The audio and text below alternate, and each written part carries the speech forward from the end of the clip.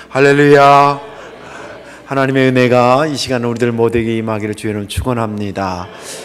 좀 졸리실 때쯤 되셨죠? 옆 사람한테 막 흔들면서 올해 하나님의 축복 많이 받으세요 인사하십시오.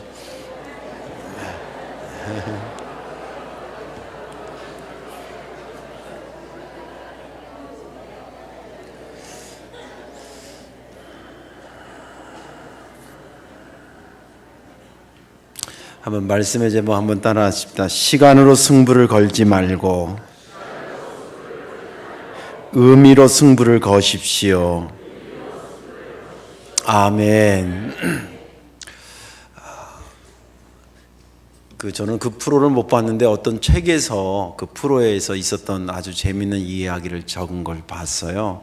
그 뽀빠이 이상용인가 그 사람이 이제 시골 마을에 가가지고 할머니 할아버지들 뭐 인터뷰도 하고 노래도 해주고 뭐 이런 프로라 그래요. 근데 어느 마을에 갔는데 그 마을에 이제 장수하는 할아버지가 계셨는데 103세랍니다. 103세. 예.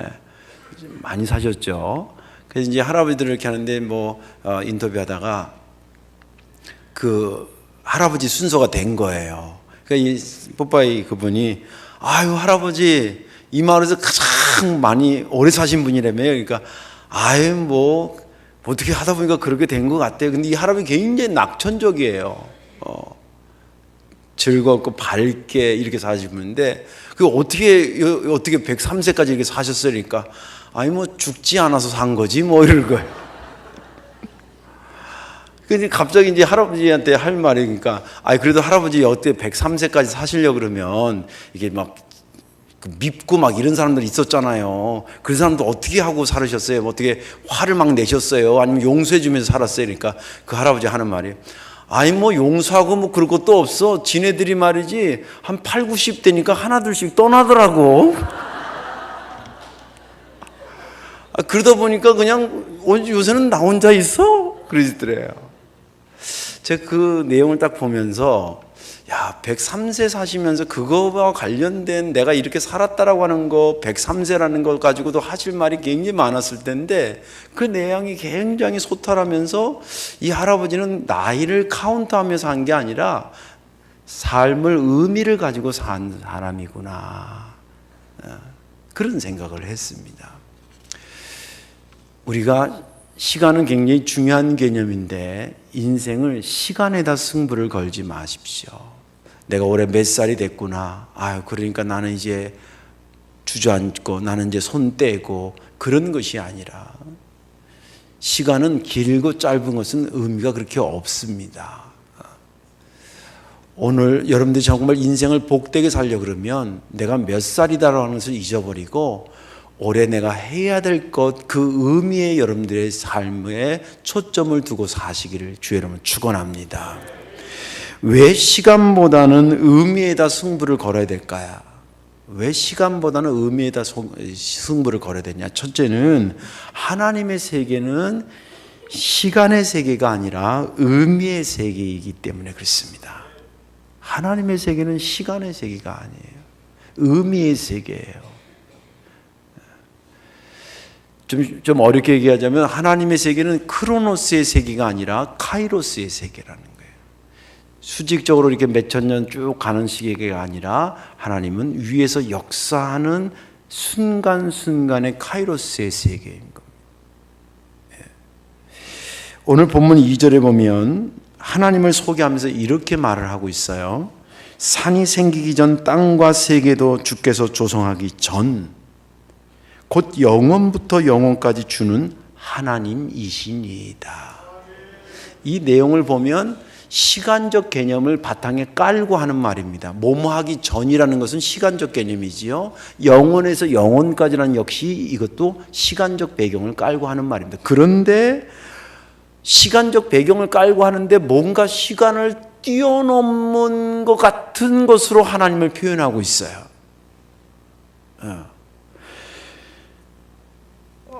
어거스틴이라고 하는 사람은 하나님이 시간도 만드셨다고 그래요. 그렇게 해석합니다. 그러니까 이 땅이 만들어지기 전에 혼돈의 시대 때는 시간도 없었다는 거예요. 만들면서 시간도 만드셨다는 겁니다. 그렇게 시간에 대해서 쭉 얘기하다가 그 시간을 같이 살면서 시간에 뛰어넘는 하나님을 소개하다가 난데없이 인간 시간 안에 갇혀 있고 유한한 존재인 인간들을 뒤에서 소개를 하고 있어요.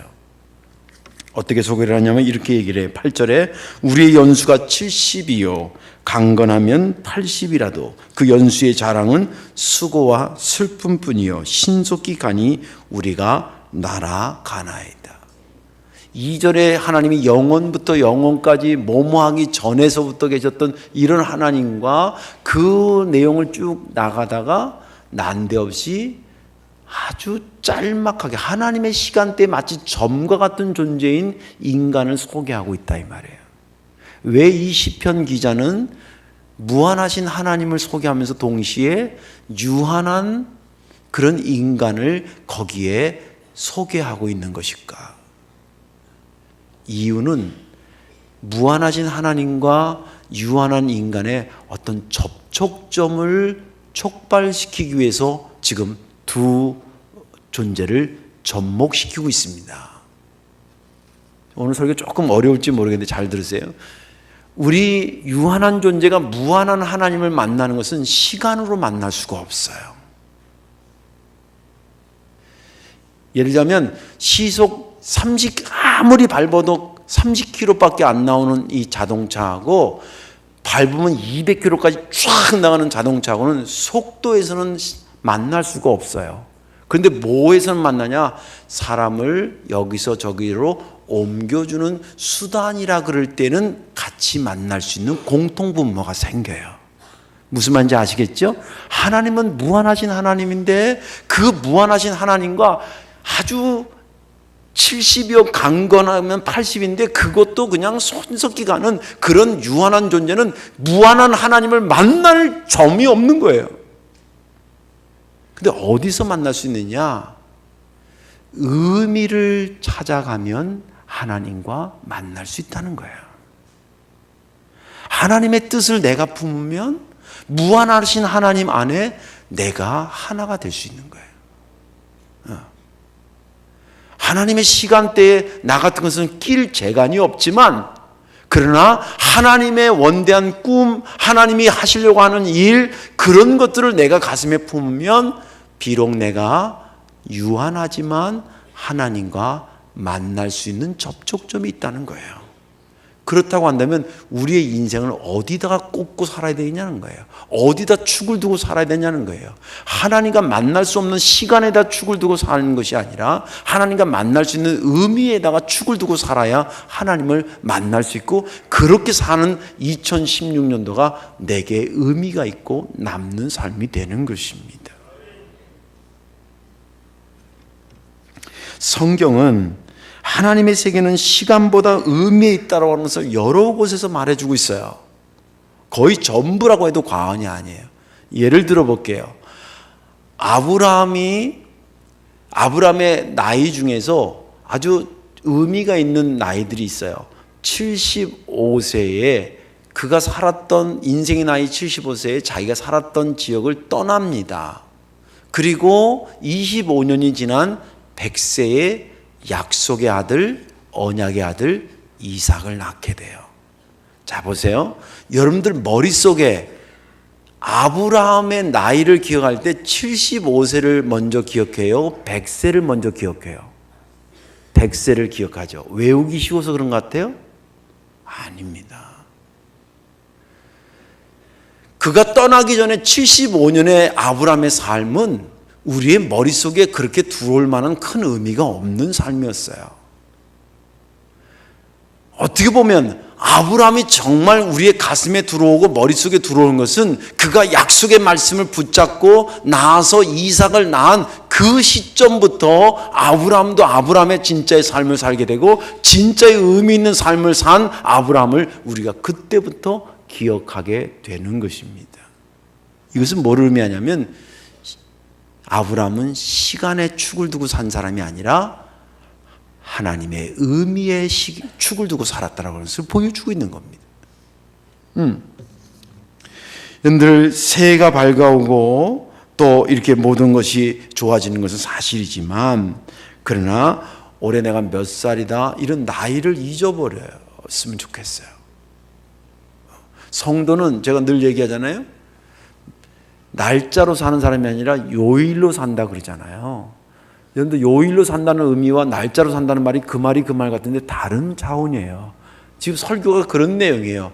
날짜로 사는 사람은 시간으로 사는 사람이에요. 요일로 사는 사람은 의미로 사는 사람이에요. 아, 내일이 주일이구나. 또 오늘 이렇게 예배 드리면요, 오늘이 주일인 줄 아는 사람도 있어. 또 그래가지고 내일 모레 며칠 뒤에 교회 온다면 왜 오지? 그래, 수요일인가? 이래요. 성도는 요일로 사는 겁니다. 주일날이면 주님과 함께 사는 날이라고 생각하고, 할렐루야. 수요일은 말씀을 배우고, 금요일날 기도, 주님 십자가 달린 날이니까 내가 기도하며 살아야 되고, 뭐 이런 거 요일로 사는 겁니다. 거기에다가 축을 살아야. 왜 축을 주고 살아요? 왜 그러냐? 하나님의 세계는 시간의 세계가 아니라 의미의 세계이기 때문에. 여러분들 올해에 내가 하나님이 기뻐할 일이 무엇일까? 나를 통해서 하나님께 영광 돌릴 게 무엇일까? 내가 믿음의 어머니로서 자식한테 보여줄 것은 무엇일까? 내가 믿음의 선배로서 후배한테 보여줄 것은 무엇일까? 이런 의미 있는 것들로 여러분들 머릿속에 가득 차서 한 해가 시작되기를 주의 이름으로 축원합니다. 두 번째는 뭐냐면, 왜 우리가 시간보다는 의미에다 승부를 두고 살아야 되냐면, 남는 것은 시간이 아니라 의미가 남기 때문에 그렇습니다. 작년 이맘때 송구영신 예배를 그대로 똑같이 드렸어요. 그때 2015년, 그러니까 시간으로 굉장히 엄청난 것을 받은 것 같은데 1년 지나고 나니까 2015년도가 엄청난 게 아니라 그냥 살짝 지나간 것 같아요.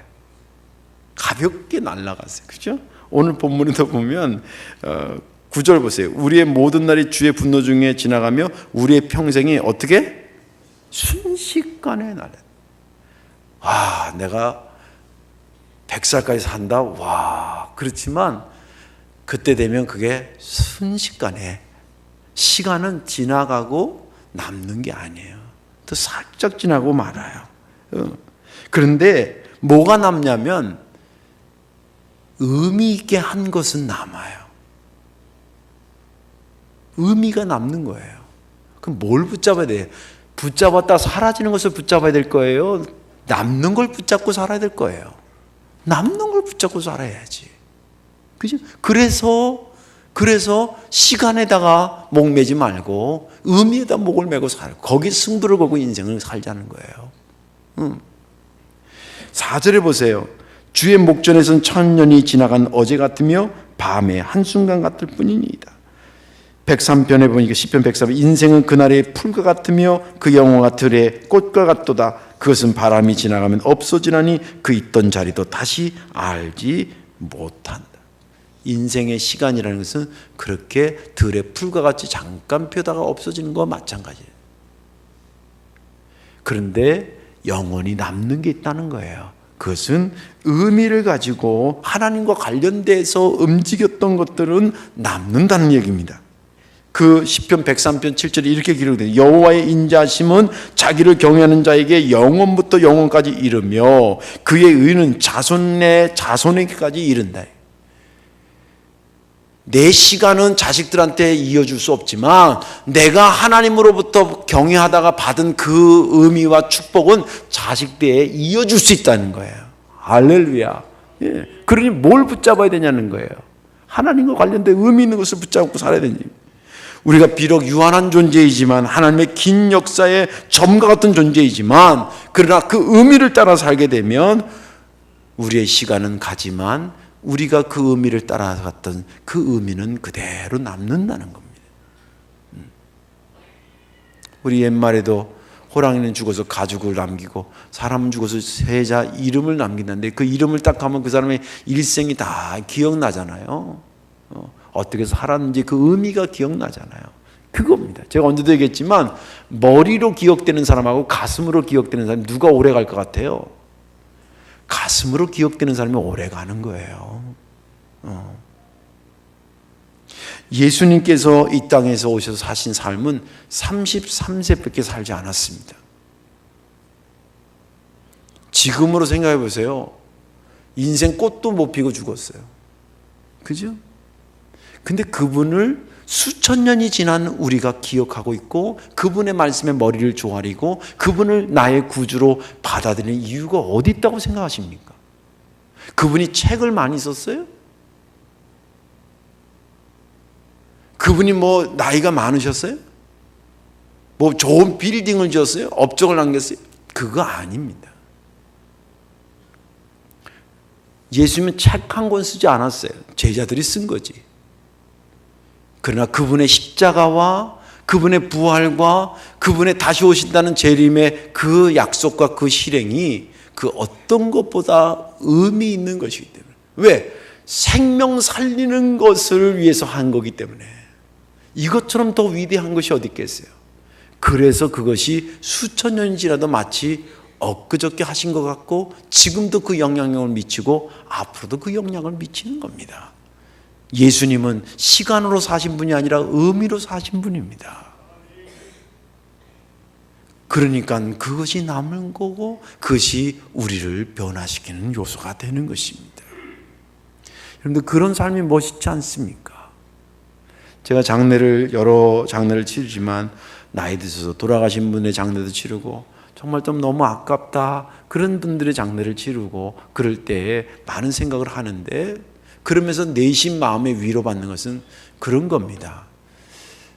인생은 나이로 사는 게 아닌데 의미로 살다 가는 건데 2016년도가 나의 역사에 어떤 의미를 남기고 사는가? 단순히 한 살 더 플러스하는 시간의 축적의 의미일까? 아니면 여태까지 하지 못했던 정말 하나님과 관련되고 생명과 관련된 의미 있는 일을 남기고 가는 한 해가 될 것인가? 이걸 보면서 인생의 장례를 치르면서 그렇게 생각할 때가 많이 있습니다. 이제 말씀을 저녁에 시간이 너무 많이 가서 말씀을 축약하겠습니다. 정리하겠습니다. 새해가 열렸지만 여러분들의 나이를 잊어버리시길 바랍니다. 이것은 젊은 사람은 젊은 사람대로 나이를 잊어버리라는 얘기고 나이 드신 분은 나이 드신 분대로 나이를 잊어버리라는 거예요. 아유 젊을 때 이거 안 하면 언제 해? 그러지 말라 이거예요. 난 나이 들었으니까 뭐 내가 뭘 해? 이러지 말라 이 말이에요. 성도와 성도가 나이로 만나는 게 아니라 의미와 의미로 만나길 바랍니다. 아멘. 의미와 의미로 만나는 거예요. 하나님의 뜻과 관련된 것을 고민하고 거기서 하나가 되면 세대 차이도 없고 그리고 너와 나의 벽도 없어지고 우리가 그리스도 안에서 하나가 되는 것을 느끼게 될 것입니다. 내가 몇 살이라고 하는 것을 의도적으로 망각하십시오. 근데 그걸 아무것도 안 하고 망각하려면 망각이 안 돼요. 다른 것에 정신을 쏟으면 망각이 돼. 다른 것이 어디냐? 하나님과 관련된 의미에다가 여러분들 두시고 올 한 해 여러분들 인생에 정말 남기고 싶은 일들, 하나님과 관련돼서 남기고 싶은 일들, 뭐 많이 아니더라도 한 개라도 내가 올해 남기는 한 해가 되리라. 그런 의미를 가지고 새해를 맞이하시기를 주님의 이름으로 축원합니다. 기도하겠습니다. 주님, 너희는 먼저 그의 나라와 의를 구하라 라고 하신 말씀을 오늘 설교와 또 연결해서 생각해 봅니다. 우리가 시간 속에 있는 존재라 새해가 밝아오면 내가 몇 살이구나 라고 하는 인생의 나이를 계수하기는 하지만 거기서 멈추지 않게 하시고 지혜로운 마음을 얻게 해달라고 한 시편의 기자처럼 계수 후에 의미로 바뀌어지는 저희가 되게 하여 주옵소서. 그래서 젊은 나이에 젊다라고 그것을 과신할 것도 없고 나이가 들었다고 스스로 주저앉을 것도 없고 젊은 사람이나 나이 든 자들이나 하나님을 향한 의미를 가지고 사는 그런 한 해가 될 수 있도록 은혜를 더하여 주옵소서. 예수님의 이름으로 축복하며 기도하옵나이다. 아멘.